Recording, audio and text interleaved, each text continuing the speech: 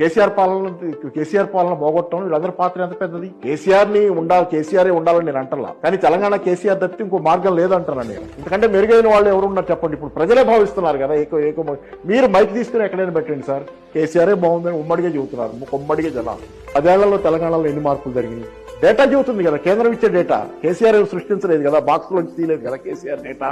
KCR kit లోంచి తీసివ్వలేదు కదా KCR data. మీకు కేంద్రం ఇస్తుంది కదా, ఆర్బీఐ ఇస్తుంది కదా. పర్ క్యాపిటల్ ఎంత ఇన్కమ్ ఎంత పెరిగింది తెలంగాణలో? 1,24,25,000 కోట్ల రూపాయల నుంచి 3,50,000 కోట్లకి పర్ క్యాపిటల్ పెంచిందేమో తెలంగాణది. క్యాపెక్స్ ఎలా పెట్టాడు, క్యాపెక్స్ ఎంత ఖర్చు పెట్టారు, ఆస్తుల అభివృద్ధికి ఎంత ఖర్చు పెట్టాడు. Mission Bhagiratha, mission Kakatiya, mission భగీరథని కేంద్రం తీసుకెళ్లి అక్కడ అమలు చేస్తుందిగా హర్ఘర్ జల్ పేరుతో. రైతు బంధుని తీసుకెళ్లి పిఎం కిసాన్ వాళ్లే పెట్టుకున్నారుగా.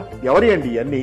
రైతు బంధు దేశంలో ఉందా అంత ముందు? కేసీఆర్ లేక ముందు పిఎం కిసాన్ చేసి పెట్టుకుని ఒక ఎలక్షన్ కూడా ఉపయోగించుకుని గెలిచారు కదా. 10 ఏళ్లు పచ్చకుండా బట్టేగా మహబూబ్ నగర్ నుంచి వలస ఆగి బయట రాష్ట్రాల నుంచి ఇక్కడికి వలస వచ్చే పరిస్థితి. తెలంగాణ నుంచి వలసలు పోవటం ఆగిపోయింది, బయట నుంచి ఇక్కడికి వలసలు వచ్చేది. ఇవన్నీ మనకు కనపట్టలేదా? కేసీఆర్ ని నేను ఎందుకు గొప్పవాడని అనకూడదు చెప్పండి. ఒకటి, వీళ్ళందరి మధ్యలో కేసీఆర్ గొప్పవాడు కాక ఏమవుతాడు? జనంలో తెలియదే వేవ్. కేసీఆర్ ఏంటో మళ్ళీ చెబుతున్నా, కేసీఆర్ కొన్ని లోపాలు, చంద్రుడికి మాత్రం ఉన్నట్టు కేసీఆర్ కి లోపాలు ఉండొచ్చు, కానీ కేసీఆర్ లేకపోతే తెలంగాణ ఏమవుతుంది జనం గుర్తించారు. కేసీఆర్ తెలంగాణకి ఏకైక దిక్కు. అలా కాకుండా ఇంకో ప్రత్యామ్నాయం మెరుగైంది ఉంటే నేను కూడా అక్కడ ఉండేవాడిని.